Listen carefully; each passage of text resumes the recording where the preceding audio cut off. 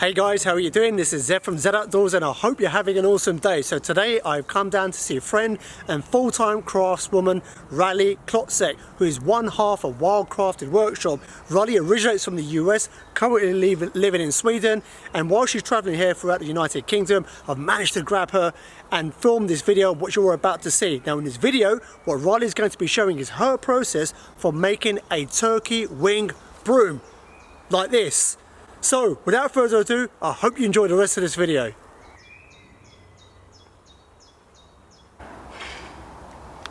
Hey Raleigh. Hi. Right, so for those who may not be familiar with you, do you want to just quickly talk about your background as what it brings you to now, which is a full-time craftswoman? Yeah, so I have pretty much always worked with my hands. My mom got me into craft very young. I remember doing embroidery when I was like 6 or something. And since then, like, I'm always wanting to work with my hands. And so as an adult, I remember when it was a dream, I was like, oh, I just want to be a professional spoon carver. So I was getting into woodwork and spoon carving and bowl turning, of which you can see another video that we did of me turning a bowl.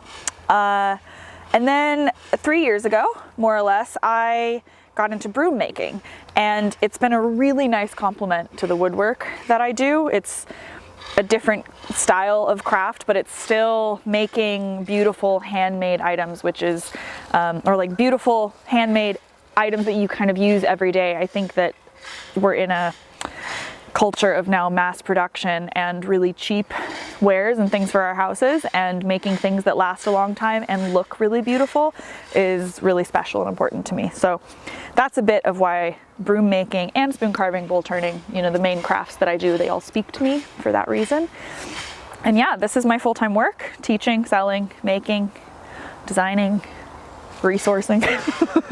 So with the broom making in particular, you obviously teach this, you sell the materials, is that correct? Yes.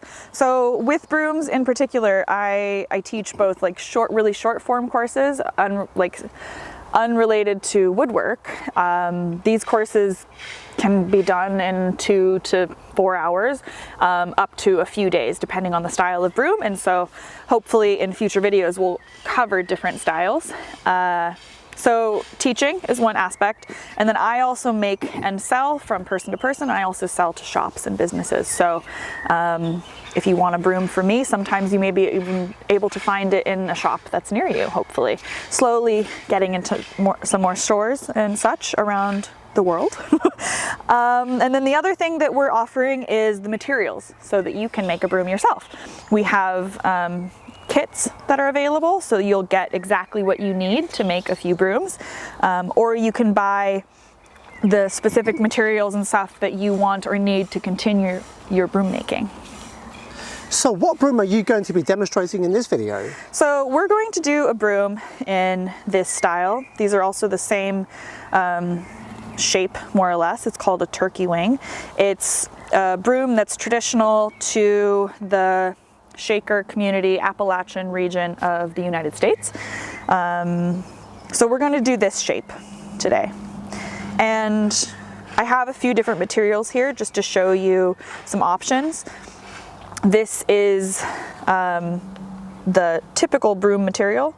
It's called broom corn is the common name, and the Latin name is Sorghum vulgare.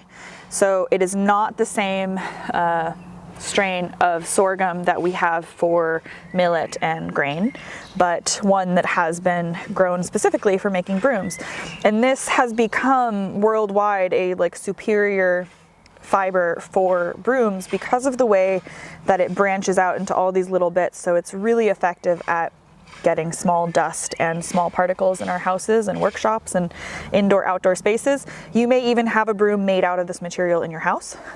This is the one that we're going to use today, and it's a wonderful grass.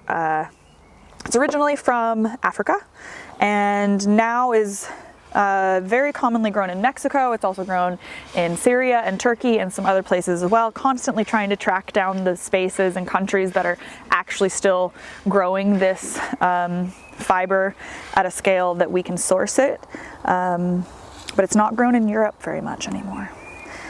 And then another material we have This material is kind of the common name is Tampico within the industry of brush making, broom, brush making, I would say. I kind of refer to these ones as brushes, the softer material, and then these as brooms. They're the same shape. There's not a right or wrong name. I want to add before I go on that I learned from Cynthia, which her business is Sunhouse Craft. And she is a full-time broom maker and has been for a while and is a huge inspiration. And she's been my mentor through the years and continues to be somebody that I'm in touch with all the time. She's wonderful. And I want to say that in this timing because this particular kind of setup of using Tampico, which comes from agave and yucca fibers from the leaves, using this fiber, as far as we know, was not traditionally for brushes of this style in this length, but as it became popular to use this fiber in making a wooden handled brush, especially decoratively, with some people like Ariel Alasco and Aspen Golan, some woodworkers in the States, Cynthia was really inspired but wanted to find a way to avoid using epoxy and glue that you have to use when you're binding those brushes. So using her broom history, she started using this material in a longer form for making brushes. So really grateful for her for that, and a lot of people are following suit, very much inspired by her work. Tampico traditionally in Mexico has been used for making bags and mats and brushes and lassos. It's a weaving material. It's really sturdy. When it's in a long form, it's really soft, and often people are picking up the brushes and like stroking themselves with them. But they're also really great for surfaces and for cleaning and decoration. This is just the same material, but just a little bit shorter. And also the difference in color is that this one has been more oxidized, like it's been exposed to more air for longer, so it actually turns a little bit more orange with exposure. The last material that I use and is becoming also more popular for brush and broom makers is Arenga, which comes from Indonesia. It's a palm fiber. It looks and feels very similar to horsehair, but it's actually a plant fiber, and so that's really cool. And these all just slightly serve a different purpose, and really how you use them and how you design them is very much up to you. So I use brooms every day, and the more I've made them, I want one in every single room of my house. And if you're a maker within any other field, something that's really nice about brooms is you can make them quite fast. So that's really nice. Next thing to cover, these are some additional shapes that we will probably, these are the same shape, we might cover in a future video. So what we're going to be using for binding today, and what is most common, is nylon cord. So these are both 2 and 3 millimeter nylon. You can also use natural fibers. So these are made with cotton. Some folks use hemp and linen. Cynthia almost solely uses natural fibers and does a lot of her own natural dyes on them, which is really wonderful, something I'd love to explore at some point. But finding the right material that has the tensile strength to be able to hold a broom together and be under tension, that's made from cotton, hemp, linen, is kind of tricky to find. And I am definitely still on the search for that here within Europe. And maybe by the time this video's out, I might have found something. But either way, once I find something, I will definitely have it available for other people to use. I'm testing things out constantly. But today we're going to use some nylon. It's really sturdy and reliable. And I'd love for things to all have a natural fiber use, but the nylon will last a very long time. And if your broom has become so worn down over use and time, it's unlikely that the nylon is going to be the thing that gives up.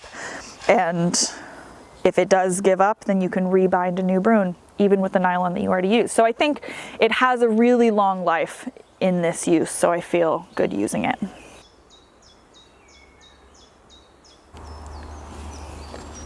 Okay, so I wanted to show you also while I have the chance that the broom corn, it's a grass, but it looks very similar to corn when it grows. And it grows up to like 12 feet tall, which is about 4 meters, right, I think? And so this is what would grow off of the stalk. So this bit here is going to the main stalk, and then this grows off of that. And these fibers, they have a lot of flexibility in them, they're long, and really great for brooms. So when you buy the material, you can either get it from us trimmed in a shorter length, so it's going to come in a few different lengths probably, or you can get it with this on it. So there's some different styles of brooms that you do with these pieces both attached, and it's also possible to have this cut off and then use this to weave over the top of part of your broom, which is really cool. So it's nice to see a little bit closer to what the plant looked like before it's been processed. So before you get started, something that's really amazing is you need a very simple setup. You can almost do this anywhere. So here we just have a stick. Right now I've flattened out the sides a little bit. It makes it a little easier to work with, but it's not necessary. So you can just use a round stick. You can use a plank of wood. And this is what we're calling your foot brake or your broom spindle.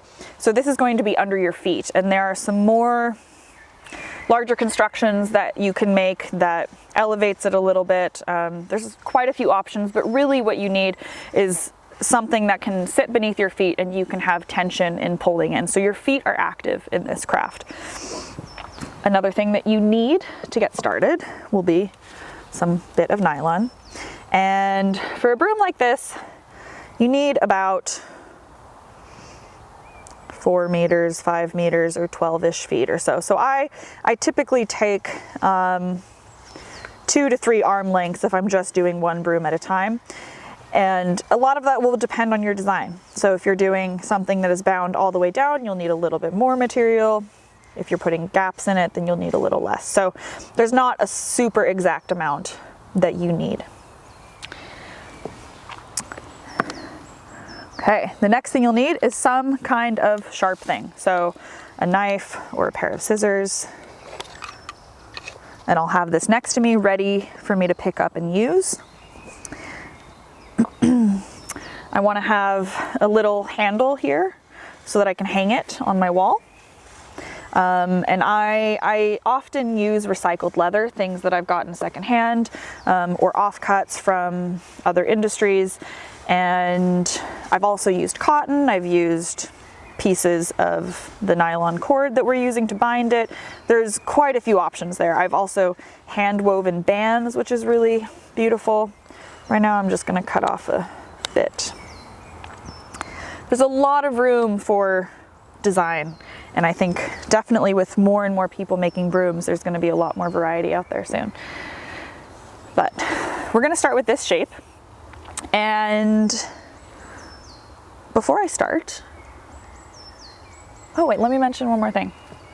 You're going to need a small loop of nylon, which can come from the same nylon that you're using. You're going to also, you want this next to you, so you want the leather strand, your jerk string is what this is called because you're going to jerk it, something sharp. You want these all accessible next to you. Some folks use a lighter right at the end. I don't always do that, but it might be something that you want as well when working with nylon. Okay, let's get some of this available for us. Someone told me that this was a fathom, and then someone else told me that it wasn't. Your full arm length is called a fathom. Correct me, tell me.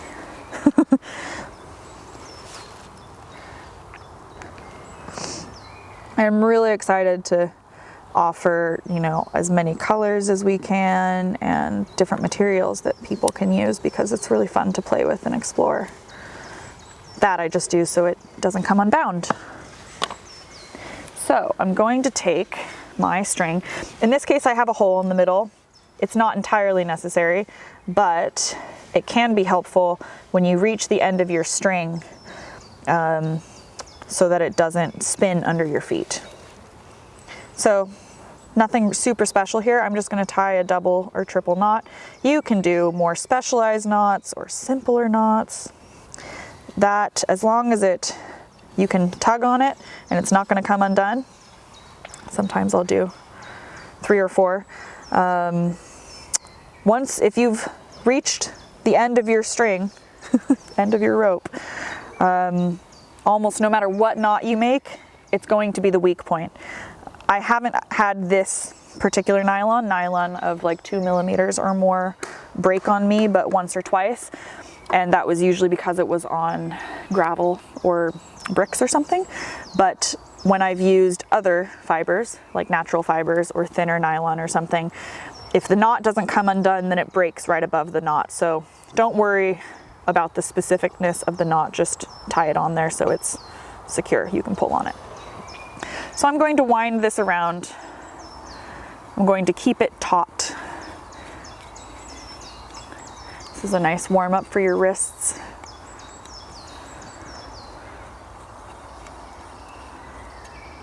And that should be good. Okay, now before I actually start the broom, we have to get our material ready.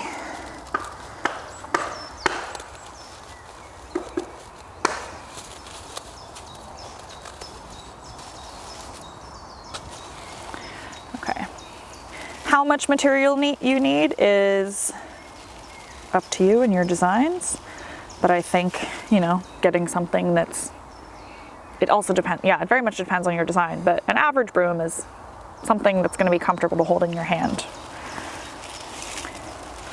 So you can kind of guesstimate that amount here. Okay.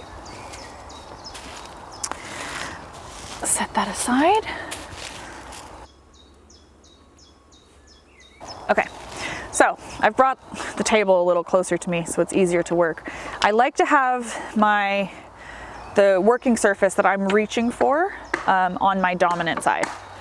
So with this bundle of broomcorn that I now have, you're going to split it into individual sections.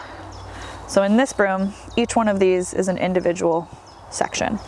And we start binding from the sweeping end towards the handle. The number of sections you make, very much up to you. In this case, because it's really easy, I'm going to divide it into 8. Because I can divide it into half, and then half again. And then a good way to lay them out is to lay them, commonly known as a hashtag or pound sign, but actually I learned the actual name for it is an octothorpe. Not only are you learning how to make a broom, but you're learning maybe something you never knew. So just like this, I'm gonna lay it out like that. Do the same with this one. Except I'm going to leave the last 2 together. Now that is also a design choice. It's not something you have to do. It's not something that I've done the whole time I've made brooms, but a lot of folks do. I think it's nice because it sets kind of the thickness of your broom or sets the shape. But again, you don't have to. You could divide this into 20 sections, 3 sections. It's up to you. So these are the last 2 sections that are together, and I'm putting them on top because that's where I'm going to start. So this broom spindle is going under my feet. I typically have the nylon coming over the top of the spindle, and then I want to be working in my belly range. So the first thing that I do is I tie a small knot in the string with an inch or 2 tail. Again, just a little overhand knot.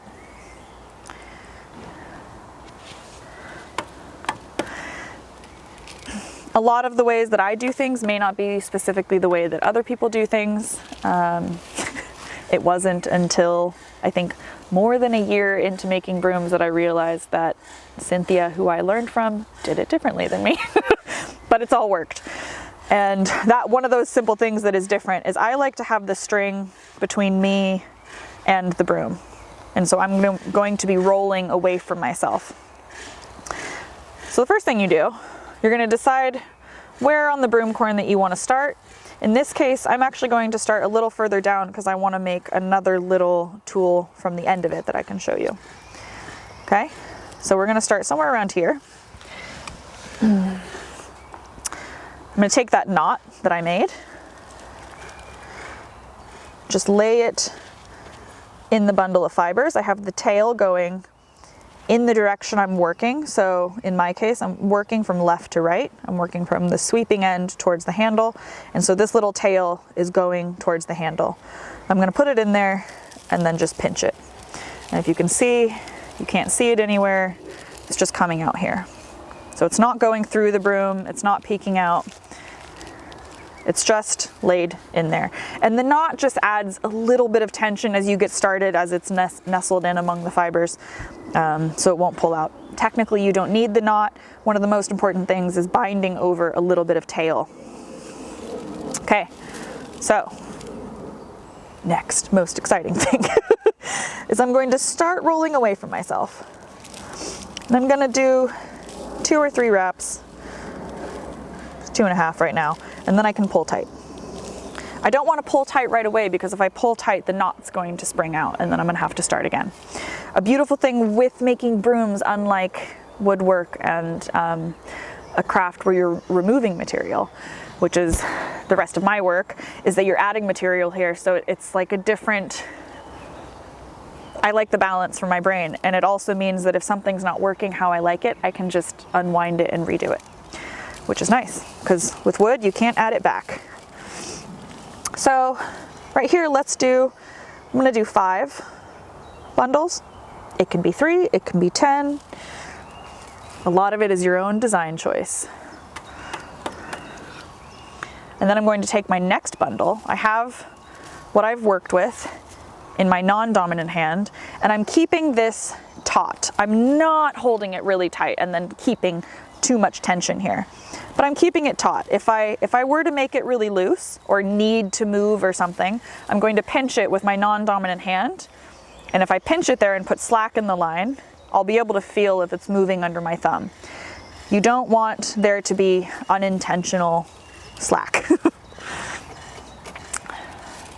Okay, I'm gonna take my next bundle, and from my perspective, I'm laying it in front of the previous bundle. Okay, I'm always building away from myself.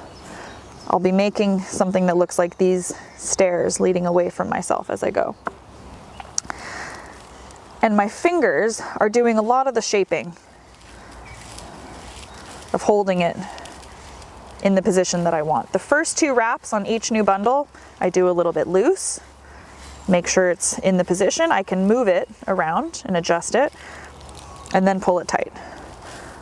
And then once it's there, if you keep a good tension, it should stay in place.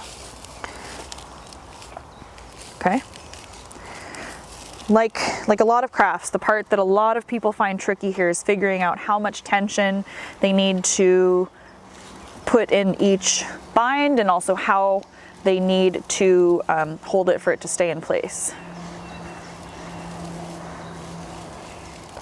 As I'm adding each new bundle, well, right now the bundle of fibers I have are a little bit different lengths. Usually they're the same length, but I'm lining up this end. I want the fibers to be in line with each other as much as possible. Okay, so usually the second bundle that you add is the easiest, or it's the first one you're adding, but the second bundle is often pretty easy. Once you're adding new bundles, something you want to be aware of, I've said that you want to put it in front of, you want to be aware of not wrapping your hands all the way around, because the broom is going to start forming to your hands and you might lose quite a bit of the shape. So I'm holding it in this orientation, like on top of the rest of my broom that I've made, and then this way in front of. So again, I'm going to do 2 loose-ish wraps, not too tight. And then I'm going to check both sides. Is it where I want it to be? And then I can pull tight. And then do the rest of those 5. Oh, I did 6 on the last one. Okay, well, let's do 6 then. Okay, next one.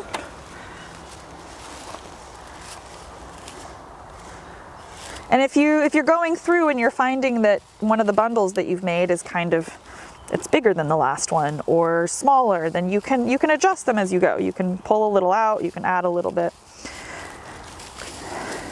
There's quite a bit of room for adjustment. I can't stand up and walk away right now without binding off, but I can still hold this here and adjust each bundle.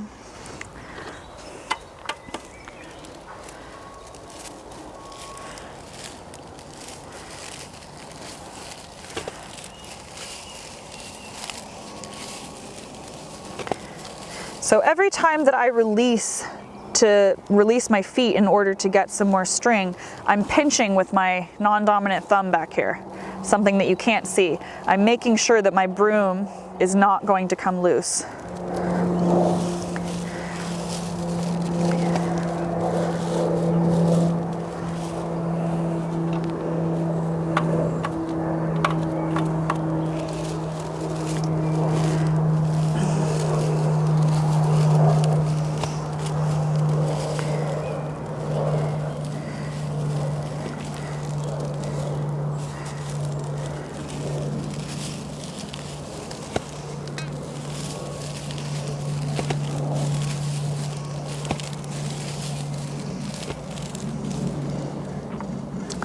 Okay, last bundle.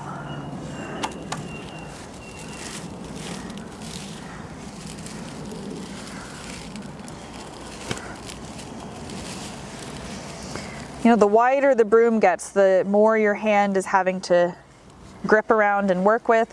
But all of these, if you've done it tight enough and secure enough, and even with a natural fiber, you can get tight. With a natural fiber, you will have to break a lot of strings probably. That's my advice, but really Cynthia's advice. She's the master at that, I would say. We're always learning. I think she would question if I said a master.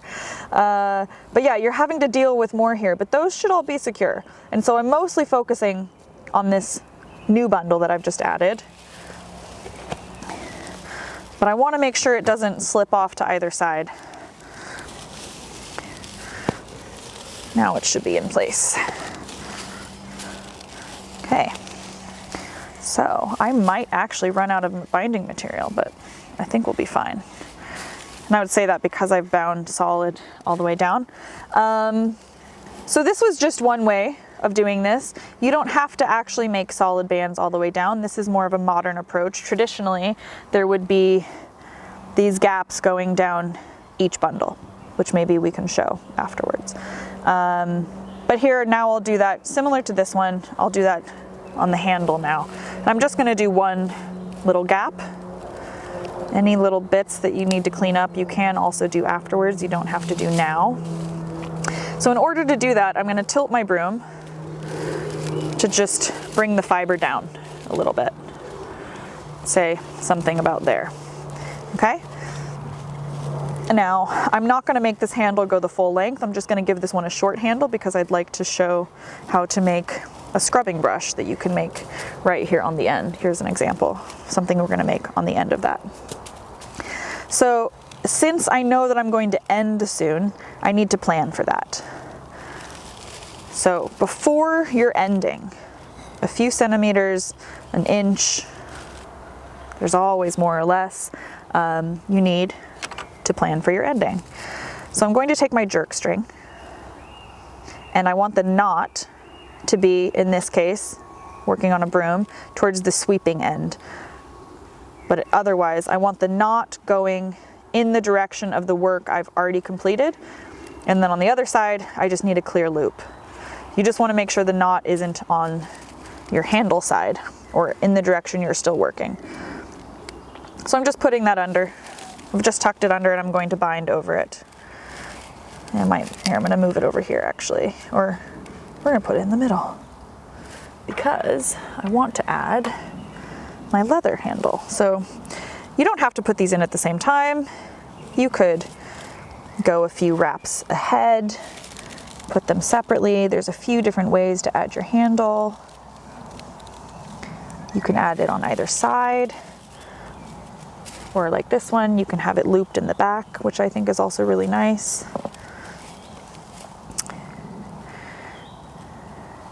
So I'm just pinching around here and dragging it into the position that I want it in.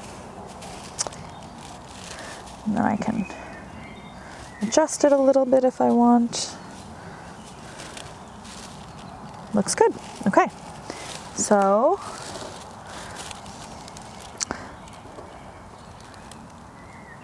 might move it back a little bit. Okay. Now I'm going to bind over all of those things, but I'm just going around. So I still do 1 or 2 wraps, pull tight, continuing to work on my lap and in my belly area. I don't want to be hunching really far over, and I don't want to be pulling up to my shoulders up here because it'll be really hard to pull and uncomfortable. If the foot brake spins under your feet or rolls away, it's better to pause and re-wrap it than trying to work up at your shoulders.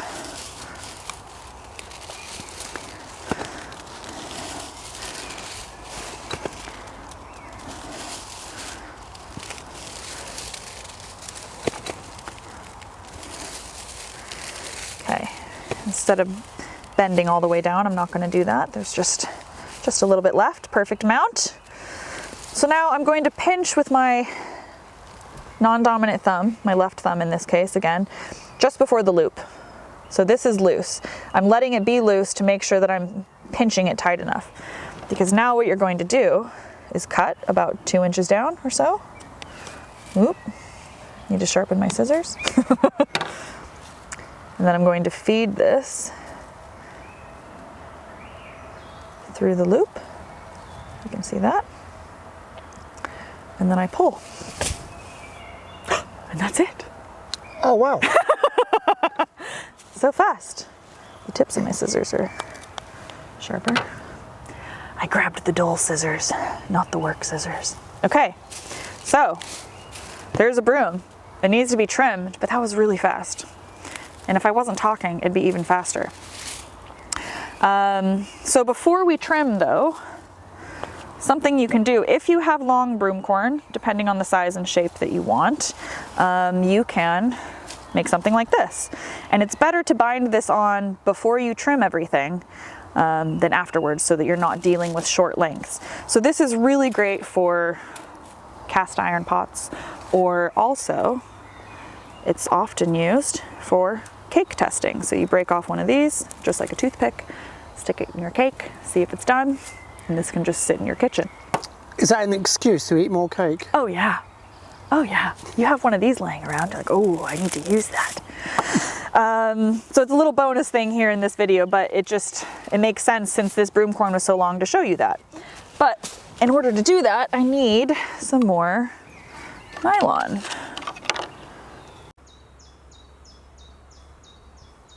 Okay, so I've added some new cord to my foot brake so that I can do this next bit, and I've tied a knot here in the end. So you'll see a little bit of repetition, which will be good. So I've tied a knot there with the tail. I'm just gonna open up the broom corn, place it in the middle, gently slide it to where I want. I'll be trimming through the middle of these two, so I don't need that much space. That will depend a bit on how tight this is. It's much easier to trim the handle end when this is bound tightly. It's tricky to trim them, so it's potentially one of the hardest parts. So if that's feeling difficult for you later, it's normal, but I can bring this with, 1.5 inches, 2 inches, so 5 or so centimeters. And like when we started the first thing, I'm not gonna pull really tight right now because I don't wanna pull the knot out. But if I do 1, even 2 rounds or so, then I can pull really tight. And just to give you it's pretty tight. It also depends on what you're using. Something that I wanted to do, which I've done in this other one. So in this case, I'm not gonna put a really special handle in. What I'm gonna do is I'm just gonna do an overhand knot with a loop to make, oops, I wanna make it bigger than that though. Usually I do this before I start. So I'm just gonna make a loop like this, and it's just gonna be in there, and it's going to be tightened here in a second. Because this is something that's totally round, there isn't really a front and the back, but it can still hang on this little loop if you want it to hang in your kitchen. Which is also possible on a hand broom like this, but lining up exactly where the loop is on a flat broom is a little bit trickier. But that's also a handle option. And now, since this is just a singular band, I'm basically starting and beginning very close to each other, so I need to put my jerk string in. Again, just drag that under.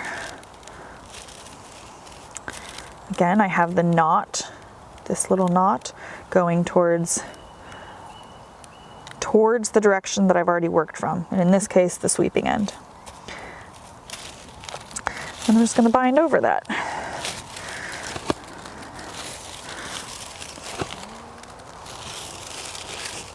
You can hear it going woo.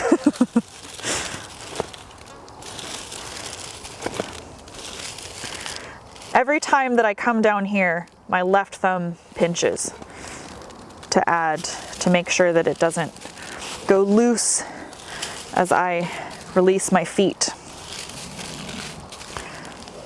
Okay, now again, so this would be a similar way if you were also adding multiple colors. Technically I could, do something like this and make my handle longer and just make different bands. But here, I'm going to pinch. I'm gonna use the knife this time. Cut. The most fiddly bit is feeding that through the loop. Okay, there you go. So that's going through the loop.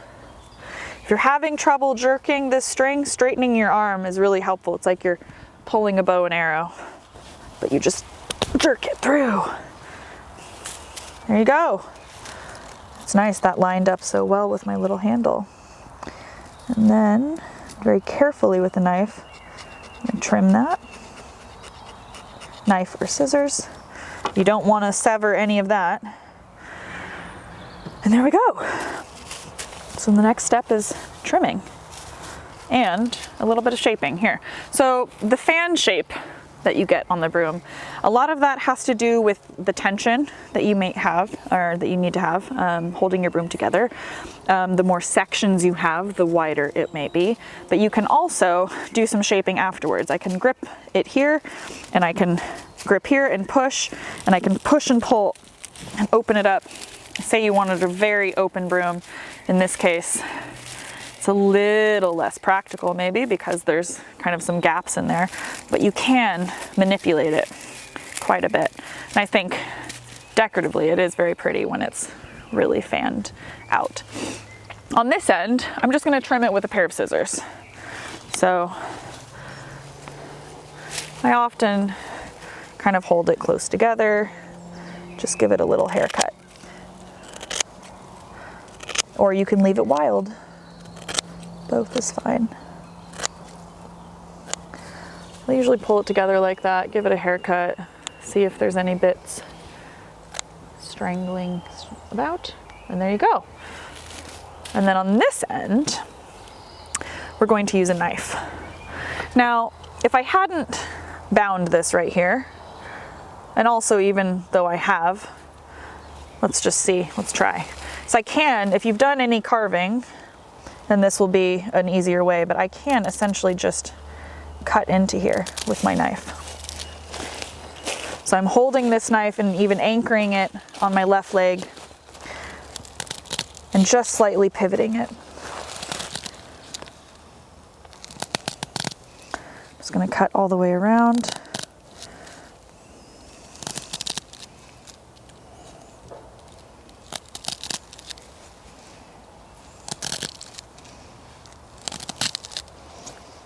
It's definitely not quite off in the middle there.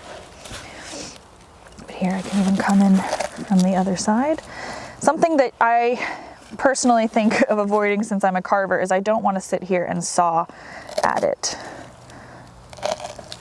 So what else I would do without doing it with my thumb, which is usually what I do on just the end of a handle. When I'm dividing these, I'll usually take it and roll the broom around.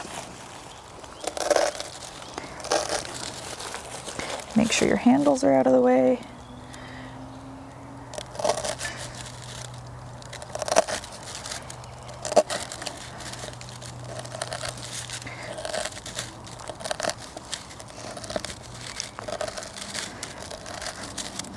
This is definitely a little trickier to sever than if you're just trimming the handle of your broom. There we go. And this little bit on the end, I can trim off with my knife. I could round it off if I want to with this little apple peeler grip. Safe knife practices, of course, please. But I find that to be the most effective way is with a carving knife to trim the ends. But there's a finished broom. Now this one, I can either trim the ends, but even though it's tight, I might be able to flatten it out a little bit that way. That worked. Trimming this end, I'm also going to do with a knife. It's a bit trickier, and I'll probably do it on an axe block. Sometimes I've done it with an axe as well, but I want you to pick a safe way to do it. It's harder to cut like this because, just to show an example, if I do this and push down, it just pushes out of the way. So you can practice with a knife or a pair of scissors to trim this end for your pot scrubber. And it'll look something like this.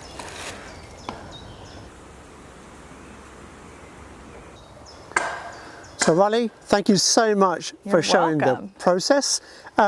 So just to kind of wrap up, obviously I've iterated at the beginning of the video, and you've talked about yourself, that you do teach us. Yes, yes, definitely teach this a lot in person. It's also something that I will, and have taught online with, you have the interaction process, which even though it's not quite in person, definitely helps because you can ask questions in real time.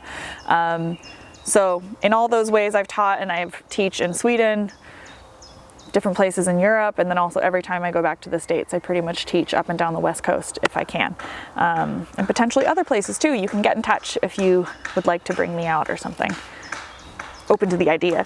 And then if you're really interested in making a broom yourself, we have kits put together. You can choose different materials, and you can choose which color and handle. So you can customize the kit to be something that you want. And if you're in the United States, there's an amazing opportunity that Cynthia is growing her own broom corn, and I would highly recommend checking out her box with homegrown broom corn that you get to also do some of the processing of the fiber yourself. I'm really hoping to get one of those kits and check it out and, actually be able to interact with the material that she's grown in person. So I do want to shout her out because without her and her generosity and her teaching, I really wouldn't be there. I think it's really important to honor the people that we've learned from, where we get inspiration from, even if that's a YouTube video or a photograph or a book or a physical product itself. I think all of these are different versions of teachers, and I've learned from so many people across the crafts, and yeah. So in the US, people would go to Cynthia? Yeah, so that's Sun House Craft. And then outside of that, obviously people can go to yourself if they're in Europe, elsewhere. Yeah, so within Europe, I'll be the one offering the materials. Right now, there isn't anybody offering person to person. There's some resources in the UK that you can also reach out, ask me about. In other countries, I don't know, but I do know that there is broom craft happening in some other places around the world. And also, if you have a resource, I'd be really happy if you'd share it with me if you're outside of those countries and know of somebody. And lastly, if people wanted to find out more about the work that you do, procure the kits, etc., what is your website URL, which no doubt I will link to down below in the description? Yes.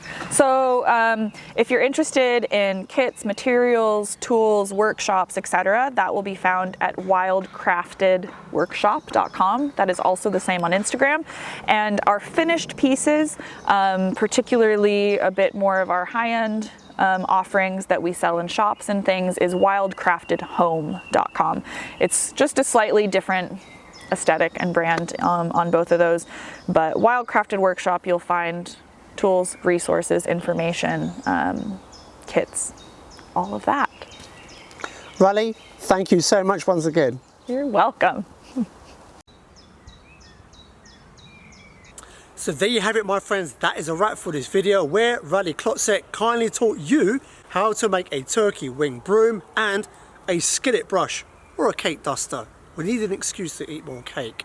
One thing we did actually forget to mention throughout this video is that these brushes, especially kind of this one here, has a multitude of uses in your kitchen, your home, your workshop, camping, in your car, the list goes on. These really are a versatile piece of kit. So as we mentioned throughout this video, I will put a link below to Raleigh's website where you can find out more about the work that she does, the courses that she runs, as well as obviously buying the materials to make this yourself. Highly recommend you do this. This is something I'm really looking forward to giving a go myself as well. And if time permits in the future, when our paths cross again, Raleigh says she would absolutely love to do some follow-up videos teaching some different designs. If that's something you want to see, let me know below in the comments. If there's enough demand, then Raleigh would kindly take some time out once again when our paths cross in Europe to potentially film some follow-up videos on some different designs. And another thing, I will be putting a link below to their Instagram.